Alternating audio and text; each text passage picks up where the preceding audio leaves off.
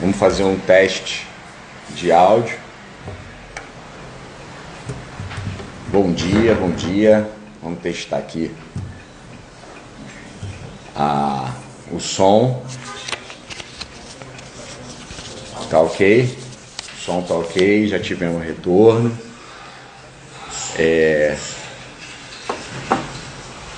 Ok. Então, vamos... Luciane, bom dia. A gente está aqui na casa da Luciane Becacice, né? A avó da Duda, minha vizinha,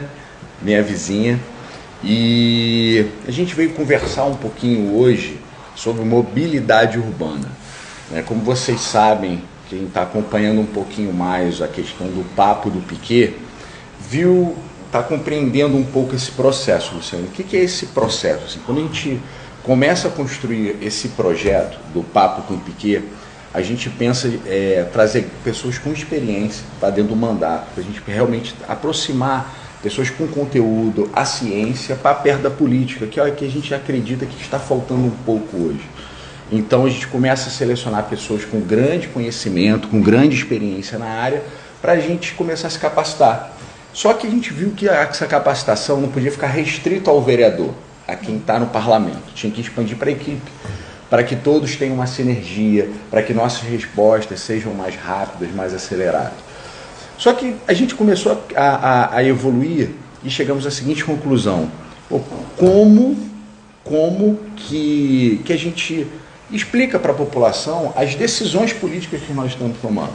Então, eu deixo bem claro, assim, essa conversa é um bate-papo, não é uma live, não é uma aula, é aquele processo de interação para ampliar o conhecimento, o qual a gente disponibiliza para as pessoas, para que todos saibam o motivo pela qual a gente toma determinada decisão, para a gente não precisar também ficar gastando energia em justificar determinados atos. As pessoas já sabem de antemão qual é a nossa fonte, qual é a nossa linha de pensamento, qual é a nossa doutrina política. Então, é nesse formato que a gente pensou esse projeto. Eu vou apresentar agora, vocês já começou a rodar. A Luciane, eu tive que escrever aqui, botar uma cola, porque é um currículo muito extenso, que tem a agregar. Então eu vou ler aqui para vocês. Olha, Luciane possui uma marcante experiência acadêmica, é mestre em engenharia de trânsito pela UFRJ, é graduada em engenharia civil pela UFES. Também já ocupou diversos cargos públicos. Foi subsecretária de Estado de Mobilidade Urbana da CETOP, Secretaria de Transportes e Obras, de 2009 a 2018. Então são 9 anos na CETOP. Foi diretora-geral do Detran por 2 anos, de 2007 a 2009. Foi diretora-presidente do Instituto João de Santos Neves, também por 2 anos, de 2005 a 2007.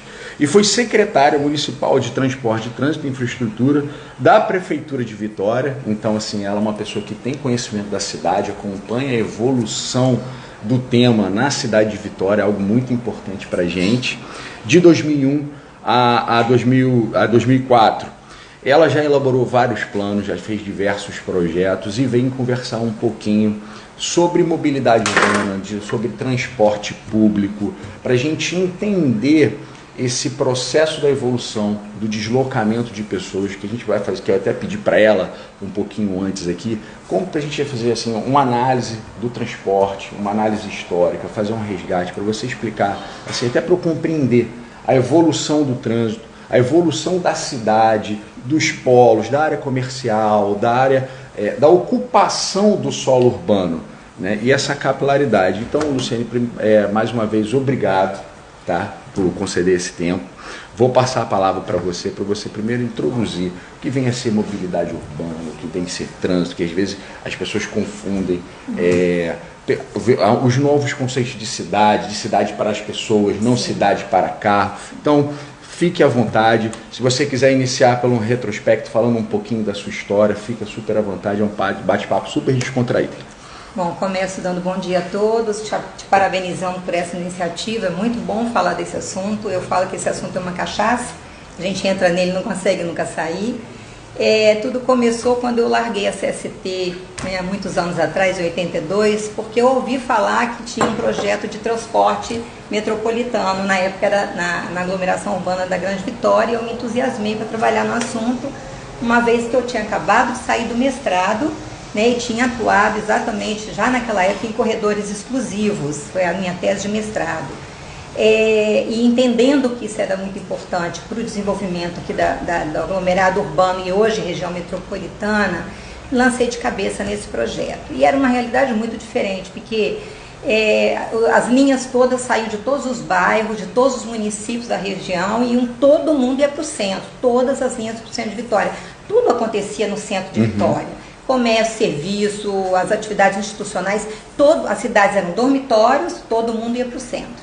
Então, claro que todos os ônibus indo para o centro, os veículos indo para o centro saturou imediatamente, e a gente passava a ter naquela ocasião, assim, congestionamento de 2 horas, Caramba. Mesmo com a segunda ponte já tendo sido inaugurada, os congestionamentos eram dessa ordem de grandeza. E aí veio a concepção do Transcol. O que o Transcol fazia? O Transcol tinha uma filosofia de criar, e olha como mobilidade tem tudo a ver com o uso e ocupação do solo. Nós precisávamos desconcentrar a dependência do centro de Vitória. Então, a gente precisava criar novos centros, que a gente chamava centros de animação, nos outros municípios. Os outros municípios precisavam resolver seus problemas lá mesmo.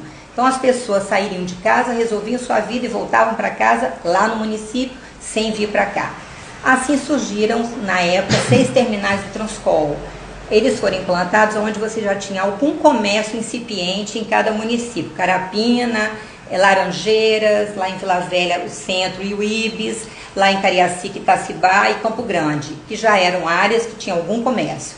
E com os terminais, a gente passou a ter um sistema de ônibus alimentando os terminais, de onde as pessoas desembarcavam ali em volta, resolviam suas vidas, voltavam para casa, e quem precisasse seguir, pegava as linhas troncais, e essas linhas troncais só passavam por Vitória e iam para o município do outro lado, ou Cariacica, ou Vila Velha, então, sistema tronco alimentado. Deixa eu ver se eu compreendi bem, fazendo uma interrupção. Então, os desenvolvimentos da cidade começaram a ocorrer em volta dos terminais. Exatamente. Porque as pessoas se deslocavam para lá, aí fazia esse raio em torno... Exatamente. Então, você passou a ter um desdobramento do centro de Vitória em outros locais de bairros importantes dos municípios vizinhos. Então, a dependência do centro reduziu. E aquele monte de ônibus que retornava do centro, quem via de cima ia na Vila Rubim e voltava para a Serra. Quem via do sul ia cá no Dom Bosco e voltava para o sul, fazia 2 laços ali. Isso acabou, a gente passou a ter linha troncal descendo, linha troncal subindo. Então saía de Serra, ia para Vila Velha e Cariacica, né, atendendo Viana e vice-versa. Então, um sistema tronco alimentador, que foi a concepção do Transcol. Então, uma filosofia que acabou se consolidando, né? Aquela proposta, né, que se tinha, aconteceu. Bem, ok, naquela época, e eu quero puxar o aquaviário que é importante, né, uma coisa que sempre se pergunta em termos de modalidades Sim. alternativas, o aquaviário era efervescente. Claro, tudo acontecia no centro. As pessoas saíam de Vila Velha e de Cariacica, atravessavam de lancha e estavam no centro, já estavam no seu destino. Resolviam sua vida e voltavam para casa de lancha. Então, as lanchas tiveram um papel vital na mobilidade naquele momento, pelas características, né, de disposição das atividades. Na medida em que a região metropolitana foi se expandindo e foi crescendo para longe das margens da Baía de Vitória, as atividades foram se distanciando, o aquaviário foi definhando até realmente não conseguir ser mantido em funcionamento. E é um assunto que a gente pode voltar mais adiante. Bem,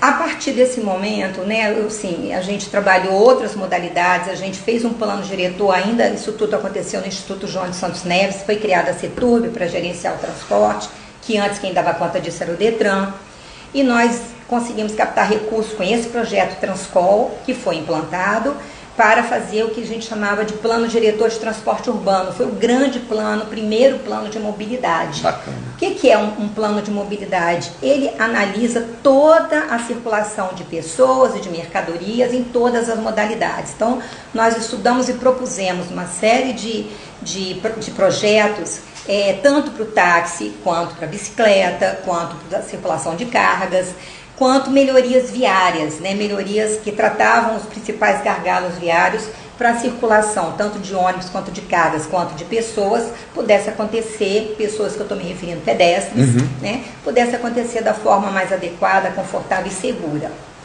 Então, fizemos aquele primeiro plano diretor de transportes urbanos, e depois 2 atualizações dele aconteceram, importantíssimas. E, bem, a minha atuação em nível estadual, regional, se deu sobretudo naquela ocasião, nesse caminho, quando então eu saí para a Prefeitura de Vitória. Na Prefeitura de Vitória, a gente também tinha essa visão do todo. Vitória é o coração da região metropolitana, né? Então Vitória tem um desafio muito grande, porque é um município de passagem de todo mundo, né? Vitória passou a ter, né, uma característica de novos polos de comércio e serviços institucionais em região de Praia do Canto, Enseada, outras áreas, né? O centro foi gradativamente se esvaziando, hoje eu diria que até, né, excessivamente, a gente pode falar nisso depois, e a gente passou a ter o comércio melhor distribuído e as coisas funcionando de forma a favorecer até a criação de linhas de transportes.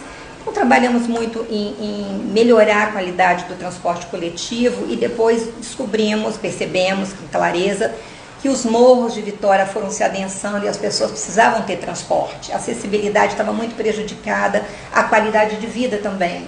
Então a gente criou um sistema de transporte com micro-ônibus, atendendo todos os morros da região, né, do município de Vitória, com micro-ônibus. Para isso, dentro do projeto Terra, é um projeto genial, assim, muito inteligente, que nós tivemos em Vitória, nós conseguimos implantar melhorias viárias para que os micro-ônibus pudessem acessar aquelas áreas. E aí as pessoas passaram a sair de casa de ônibus, com seus filhos, com seus...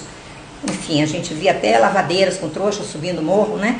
Então, assim, a gente viveu momentos muito, muito interessantes, a gente conviveu com comunidades, ouviu muitos depoimentos, assim, que assim, nos alegravam muito por saber que as pessoas tinham melhorado sua condição de vida. Implantamos os micro-ônibus, demos um outro passo, que foi a implantação do transporte porta a porta, né? Que aí esse é focado na pessoa que tem problemas de deslocamento, pessoas com deficiências de locomoção, normalmente cadeirantes, né? Então, os veículos iam à porta da pessoa, buscavam a pessoa e levavam ao destino. Isso era uma necessidade, porque, convenhamos, as nossas cidades, por mais esforços que façamos, e isso é mobilidade, padece de um problema de acessibilidade universal. Assim, nós não temos como facilitar a vida das pessoas que têm deficiência de locomoção.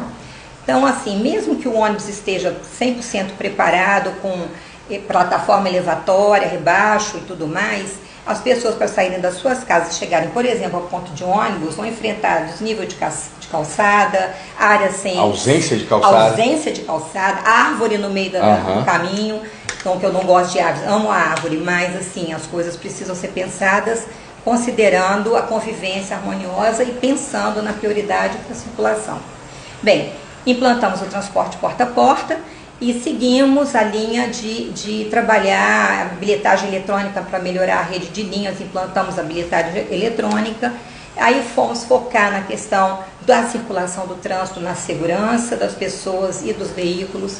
Implantamos as rotatórias, né, que começaram na Praia do Canto e em Jardim da Penha, que foram medidas importantes. A gente chama aí medida de tráfego e calming, quer dizer que dá uma arrumada na circulação, acalma o tráfego, organiza o tráfego e faz com que as pessoas e os pedestres, os veículos e os pedestres convivam mais harmoniosamente na circulação. Aí eu queria fazer uma observação, assim, a gente está aqui já em Vitória, né, desde 2012. Eu fiquei, assim, abismado da educação em relação à faixa de pedestre, especialmente em Jardim da Penha e na Praia do Canto. Assim, você coloca o pé, as pessoas freiam. E eu uso isso eu faço uma analogia até na questão da parte da segurança, porque é um comportamento muito interessante, Luciano, eu não sei se é uma realidade, se é uma constatação minha, eu não tenho nenhuma base técnica nem científica para falar isso não, mas é o seguinte, o que eu percebo, que o motorista na Praia do Canto e em Jardim da Penha, pode ser um motorista de Vila Velha, pode ser um motorista da Serra, ele vai frear as pessoas atravessando.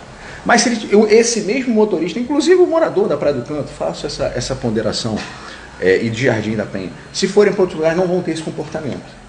É um recado, assim, eu não sei se é um recado pelas conjunturas viárias, se é um recado em razão do bairro, se é da comunidade, ou se é uma junção de fatores.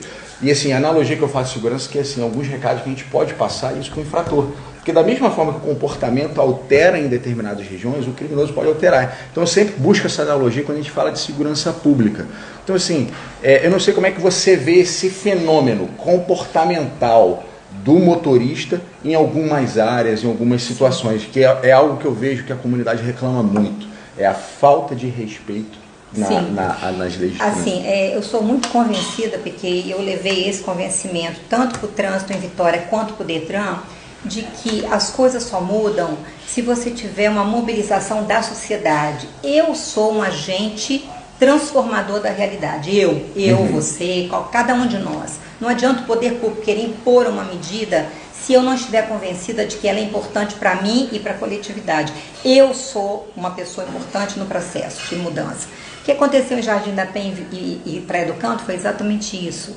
Nós trouxemos as comunidades para junto, porque todo mundo queria isso, precisava de ter, era necessário as rotatórias e era questão de qualidade de vida e segurança, né? E nós trabalhamos muito na rua juntos.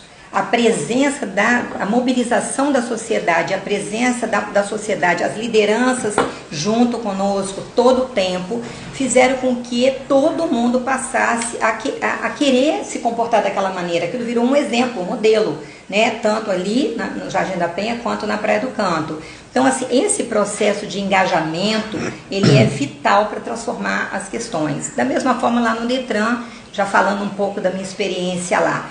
Assim, eu fui buscar, eu vou buscar na Fundação Tiago Gonzaga do Rio Grande do Sul uma experiência que eu achei fantástica, que é o programa Vida Urgente. Eu queria comigo os jovens voluntariamente na rua, trabalhando para abordar jovens conversando com jovem, na balada, na praia, no carnaval, nos barizinhos. Nós fizemos no shopping center, em qualquer lugar. Nós chegamos a ter no estado 3 mil jovens voluntários, 3 mil voluntários. Que bacana. Eles iam para a rua porque eles acreditavam no projeto, né? E isso foi assim, uma das melhores experiências que eu já vivi. Então a gente foi abordar, nós trouxemos, por exemplo, o antropólogo Roberto da Mata, nós o contratamos porque a gente queria entender o que acontece com o comportamento humano quando a pessoa vai para trás do volante. Por que eu sou uma pessoa caminhando na calçada, convivendo com os outros, sou generosa, sou gentil, e quando eu pego o volante me transformo? Todo mundo já deve ter visto aquele filminho do Pateta, né? O cara vira um ziza, e assim somos nós, parece que nós entramos numa bolha, né? Chamamos o Roberto, senta aqui com a gente, vamos pesquisar. Eu queria que você focasse a região aqui, o povo capixaba. Porque o que eu queria? Eu queria que a gente tivesse campanhas focadas, assim, que fossem eficazes para tocar a alma das pessoas. Eu queria trazer as pessoas para junto.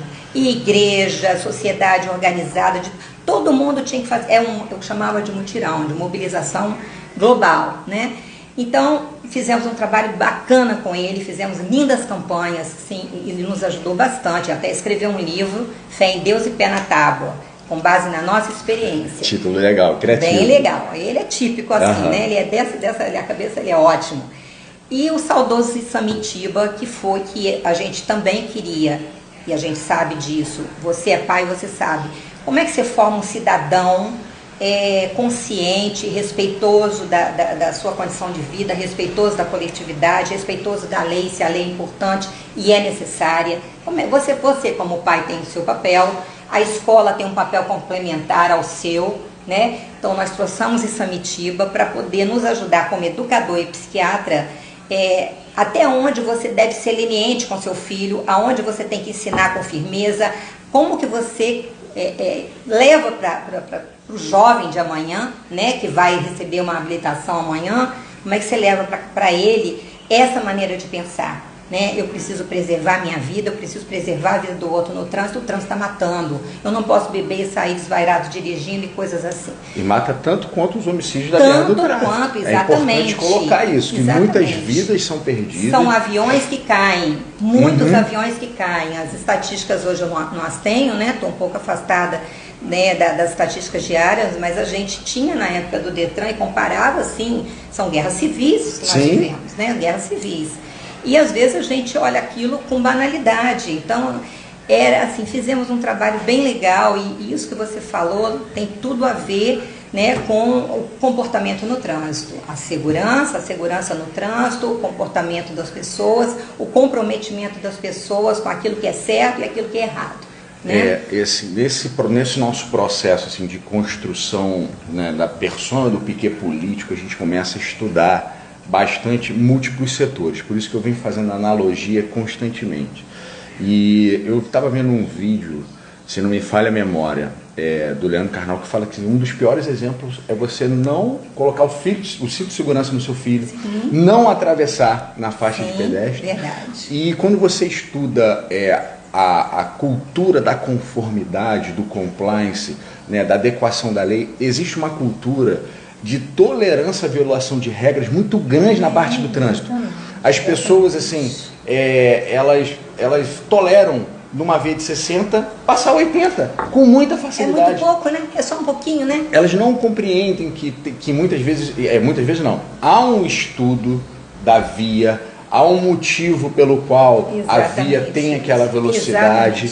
Então, sim, concordo. Muitas vezes, assim, a gente questiona a velocidade, que acha que pode ir um pouco mais rápido, ou às vezes um pouco mais devagar, mas existe uma imposição legal, imposição legal, que acaba que o brasileiro fica mais tolerante. Ó, como tá voando, assim, eu só vou fazer uma retrospectiva aqui básica para ver se eu estou conseguindo compreender toda essa gama de informação.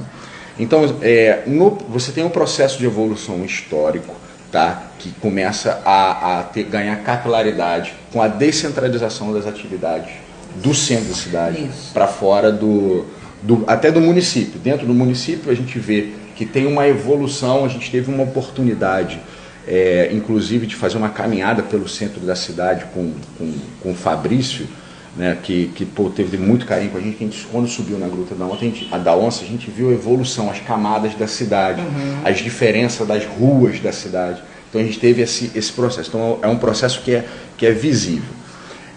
Então, e o outro de redução da população flutuante do município, para que as pessoas resolvam seus problemas e suas vidas lá.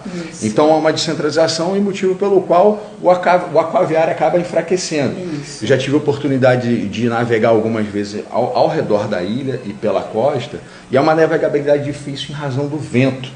Então, assim, eu acho que até pelo processo de embarque, desembarque, de translado de outros, que prejudicaria a extensão. Uma coisa é você fazer num canal, viagens curtas, e só para você fazer uma distribuição. Então, fica compreendido. E o segundo, assim, você vem da descentralização, aí você vem num processo muito forte de transporte coletivo, um investimento assim totalmente visando esse transporte coletivo. Você fala do Transcol, você fala dos micro-ônibus, você fala da inclusão através do transporte porta a porta. E assim, obviamente, vamos tratar no segundo momento, mas com certeza isso aconteceu de forma simultânea, que é o processo educacional, a educação do trânsito. Exatamente. Então, assim eu acho que a gente consegue resumir. Aí agora, quando a gente evolui um pouco, que agora eu acho que a gente vai pegar numa área que é muito sensível, que é pesada, que são as grandes obras. Porque qualquer obra de mobilidade urbana, ela tem um impacto enorme. A gente estava discutindo qual seria o modelo da ciclovia da Praia do Canto. Qual seria o modelo da ciclovia da Praia do Canto? Porque o que eu vejo em Vitória hoje, a gente tem uma ciclovia que leva você a lugar algum. Ela começa ela não tem uma ligação, ela não te conecta. Então, e a ciclovia vai ser na Rio Branco. uma via que, na minha opinião, ela é utilizada de forma equivocada, porque era uma via para rodagem lenta e acaba sendo uma via que é de conexão de bairro. A gente tem duas de passagem. A gente tem duas vias muito grandes, que é a parte da orla e a reta da Penha, que seria a via, vamos lá, para escoar mesmo o fluxo. Só que muita gente usa essas vias de bairro. Então, assim, como é que você analisa, pode até fazer um resgate histórico, até em razão dos aterros, até em razão dos aterros, que isso impactou diretamente os trânsitos, você vê pela orla, assim, da parte estrutural, assim, da cidade, em termos de obra, em termos de infraestrutura. Então, quando eu acabei voltando para o Estado, né, e como você colocou aí, na Secretaria de Transportes e Obras, o nosso projeto, nosso foco era priorizar o transporte coletivo e estudar os principais gargalos viários, né? Você está falando um pouco disso. Assim, a solução da mobilidade passa pela multimodalidade, claro, né? O transporte, a gente foca o transporte coletivo porque ele é responsável por mais de 60% das viagens diárias. Ele ainda é quem deveria ter prioridade, né? O transporte coletivo, ele é refém dos engarrafamentos. Hoje, com todas as suas mudanças e modernidade do transporte, com tudo que ele evoluiu, né? Ele se esgotou. Por quê? Porque o sistema está com a estrutura errada? Não. Porque o volume de tráfego cresceu de tal maneira e a gente não tem, eu falo que as vias não são elásticas. Então, assim, volume de tráfego, a frota explodiu na região metropolitana, cresceu exageradamente. As pessoas preferem o automóvel ele te permite chegar porta a porta, ele te permite cortar caminho, ele te permite tudo. Te dá uma independência, uma autonomia. Muito grande. Porém, gente, se eu fizer do transporte coletivo um sistema de muita qualidade, veículos modernos, fluidez, pontualidade, eu tenho certeza absoluta que as pessoas vão passar a preferir usar o ônibus e deixar o carro para usar de forma inteligente. Fora da hora pico, quando eu não vou trabalhar, eu não vou levar meu filho para a escola, eu vou usar para alguma outra coisa, para alguma outra finalidade. E na hora pico eu vou preferir o ônibus, porque ele terá prioridade, ele é que vai fluir melhor, né? Então esse é um conceito, né, da mobilidade, priorizar o coletivo em detrimento do individual, isso é conceito, né? Está na lei inclusive, mas é conceito e é importante. A bicicleta, ela recebeu muitos investimentos no município de Vitória, a gente tem que aplaudir. Acho que a gente precisa, como você bem colocou, criar alguns anéis que permitam você sair de um lugar e chegar em outro, né, para você não ficar só nos eixos. Você tem as vias de bairro, que são as vias locais, ali não precisa de ter nenhum tratamento especial, porque em geral as vias são, né, com tráfego lento. Mas você tem coletoras de bairro, né, você citou a Rio Branco, tem outras, né, que são vias, são eixos importantes, digamos assim, secundários, não são arteriais principais, mas são muito importantes para os bairros. Então a gente tem que escolher em cada um desses bairros qual é a coletora que eu vou agraciar com uma ciclovia para levar para ela os ciclistas que querem chegar nos principais eixos, por exemplo. Além disso, implantar bicicletários em órgãos públicos, estaduais, municipal, em empresas privadas, em escolas privadas, assim, shopping center. Se você não tem bicicletário, você pode ter bike pública, você pode ter sua bicicleta, você não vai usar, vai deixar onde, né? Então, assim, não só pensar na circulação, como garantir segurança para você parar sua bicicleta no seu local de destino. E aí você faz a escolha que você quiser, né? Eu falei de multimodalidade, gosto de falar do aquaviário porque foi um sonho no passado e hoje as pessoas têm vontade de tê-lo de volta. O aquaviário, ele só se sustenta porque se ele tiver um grande subsídio público ou um subsídio cruzado com a iniciativa privada presente, né? Chegamos a fazer um estudo, por exemplo, de uma linha entre o shopping, saindo ali perto do shopping Vitória, atravessando até o shopping Praia da Costa. E esses dois shoppings como âncoras, tá? Que teriam viagens promocionais no Entre Picos, levariam pessoas para cinema, outras coisas, outras atividades. Chegamos a estudar, inclusive buscamos uma parceria da Universidade Federal do Rio, que estava estudando outros aquaviários no Brasil, mas não conseguimos viabilizar esse processo, né? Associar o transporte aquaviário com outros serviços, outro tipo de serviço com aquaviário, pode ser que seja viável, mas tem vários problemas e é um transporte muito caro. A operação é cara, né? Então, é isso que faz com que o gestor público acabe tendo que estudar, reavaliar, buscar outras alternativas, mas não é uma coisa que as pessoas sempre vão demandar alimentação, né? Porque se chega em Vila Velha, precisa chegar ao seu destino, vai ter que sair de bicicleta ou de ônibus. Em Vitória também, ou de carro, né? Em Vitória também, nos dois lados, em Cariacica, enfim. Então, assim, o aquaviário carece de alimentação, porque as pessoas não estão mais saindo de um lado da Bahia para chegar no outro, não é mais isso. Então, assim, caramba, o tempo voou e eu confesso, assim, a gente fez um roteiro, fugimos totalmente do roteiro, que o papo foi fluindo. Então, assim, vamos lá, vamos pensar, se nós pensarmos na grande massa, né, desses 60% que utiliza o serviço de transporte. Hoje, houve uma cessão para o Estado em relação aos ônibus. Sim. Então foge um pouco do controle do município, e eu acho que é uma decisão, eu entendo ser uma decisão acertada, até porque tem ônibus intermunicipais. Sim, quando você faz uma política apenas para uma cidade, é um modelo que cabia no passado, em razão da estrutura de cidade. Quando você começa a ter uma população flutuante, muita gente da Serra vindo para Vitória, gente de Vitória indo para a Serra, para Vila Velha, o pessoal vem de Guarapari muitas vezes. Então, assim, a gente tem que compreender a dimensão da estrutura. E a bilhetagem veio para isso, tá? Porque quando a gente implantou a bilhetagem lá atrás, ela era exatamente para viabilizar a integração com o Transcol. Porque você tem superposição de trajetos, você tem ônibus superpostos, né, sem necessidade. Vamos otimizar essa rede, vamos enxugar o excesso de veículos, vamos fazer as pessoas se deslocarem amplamente. Vitória não precisa de terminal, não deve ter, não precisa ter. A bilhetagem permite isso, né, a integração temporal em qualquer lugar. Então, é fantástico usar a inteligência, usar a tecnologia. Sim, é um instrumento muito importante para a mobilidade e a gente vem dando saltos interessantes, né? A gente fala muito da política do não transporte.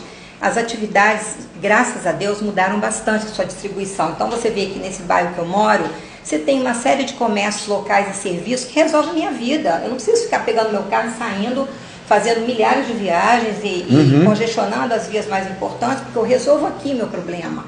Ao longo dos anos, Vitória fez muito bem o papel, assim, tem muitas escolas e unidades de saúde espraiadas nos bairros.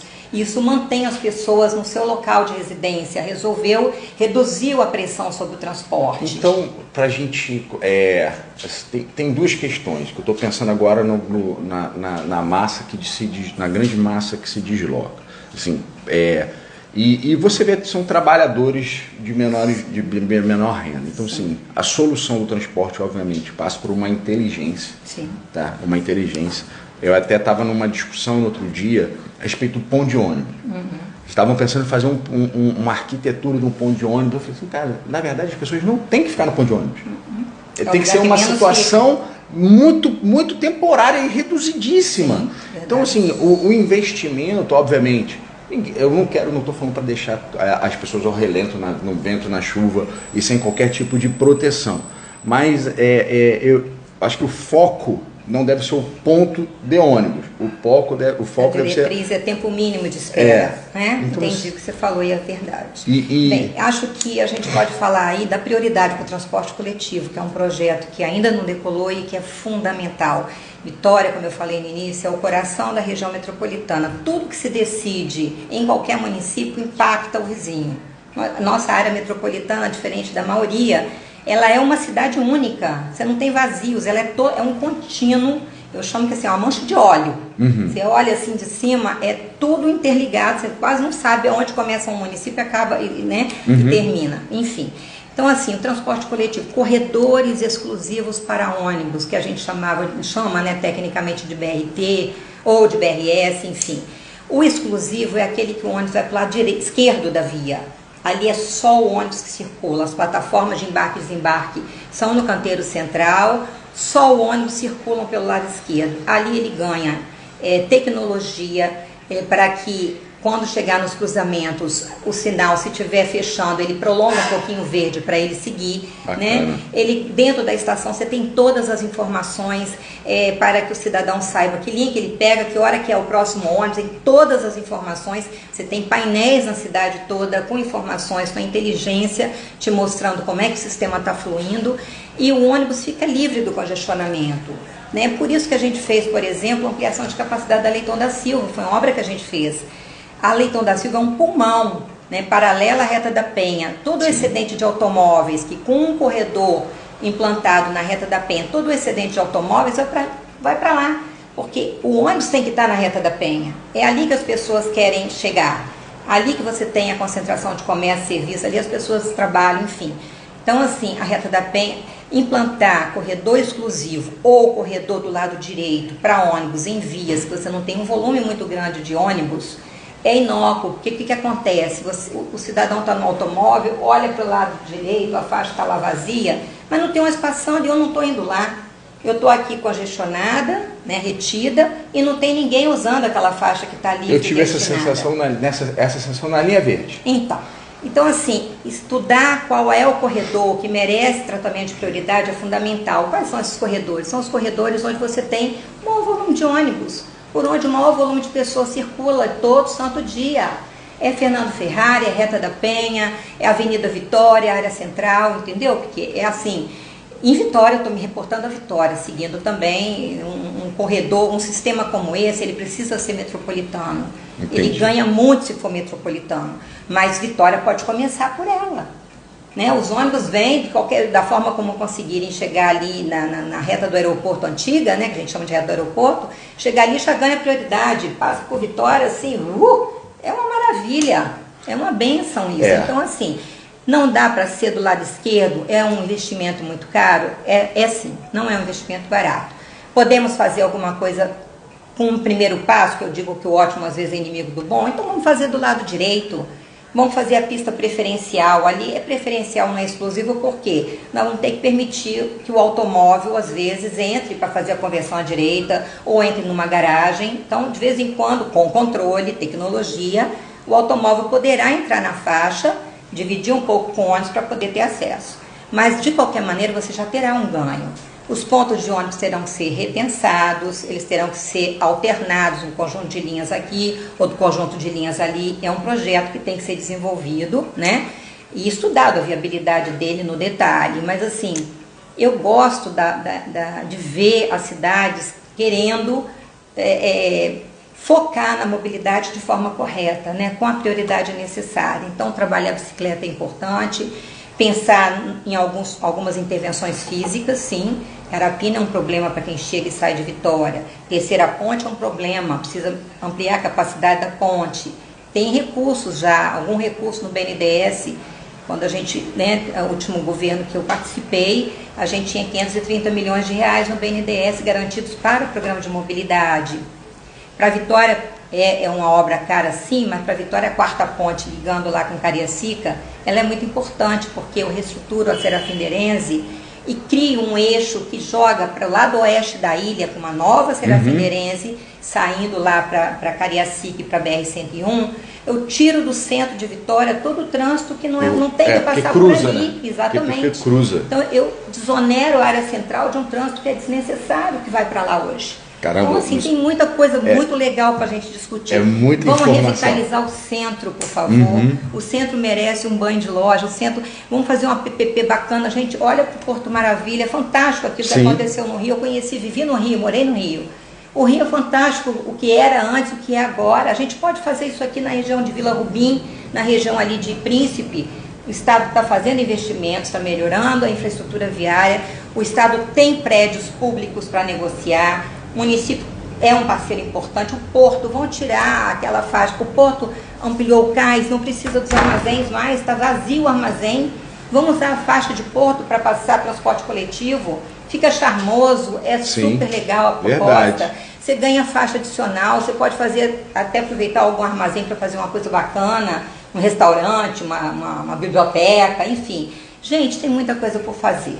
Sim, então, o que eu tiro Assim, agora, jogando assim, numa realidade, que é a minha realidade como legislador, o que eu tiro, assim, que eu acho que a equipe pode se debruçar para ser feito para uma política imediata, porque as políticas de trânsito são políticas que demoram um pouco. Sim. Então, focar o meu trabalho numa conscientização como aspecto inicial, eu acho que é um passo muito importante. Com certeza. Eu acredito que a gente vai ter que fazer uns 3 papos desses, porque já passaram-se já quase 10 minutos da programação, já tem 1/3 a mais do tempo. Aí eu quero muito agradecer, foi um show, foi uma aula. Saio daqui com a minha cabeça borbulhando, vou despejar na equipe para a gente produzir políticas públicas. Hoje eu tive a oportunidade de receber um telefonema, na verdade ela procurou um amigo meu para conversar comigo, uma triatleta para conversar sobre segurança de bicicletas. Bacana. Pelo aumento. Então bacana. A gente vai fazer essa conversa, ver se a gente consegue evoluir, porque o município ele tem a competência de legislar sobre o trânsito local. Já tem uma legislação, mas acho que política pública a gente consegue construir. E eu trago aqui uma curiosidade que eu estava conversando com o Marcelo de Oliveira, que é o secretário da SEDEC. Isso, trabalhamos juntos na CETOP. O Marcelo fez uma fala que me impressionou, que é a fala que eu levo para a gente para o encerramento. Que parece que foi Champs-Élysées que construiu uma ciclovia, não tinha espaço para construir uma ciclovia. Então as ciclovias, as bicicletas, elas rodavam na faixa de ônibus. Por quê? Qual foi a conclusão? É mais fácil você capacitar 500 motoristas do que 50 mil motoristas de automóvel. Então, assim, fica essa reflexão para todos que estão nos assistindo. Agradeço, deixo as últimas palavras para a senhora. Muito obrigado novamente. Imagina, eu falei, né? Assim, fico à disposição também, tá? Para a gente voltar a conversar, enfim. Acho que tenho vontade de contribuir, embora não esteja nesse momento atuando, né, em nenhum órgão. Acho que tem muita coisa por fazer. A gente discutiu muito também sobre a possibilidade, eu vou só plantar uma sementinha aqui na sua cabeça, a possibilidade da gente tirar a rodoviária de onde ela está e levar o mercado da Vila Rubim para lá. Para e pensa só um pouquinho, depois a gente volta a falar sobre isso. Então eu vou adiantar logo uma coisa que eu estou pensando. Vou adiantar.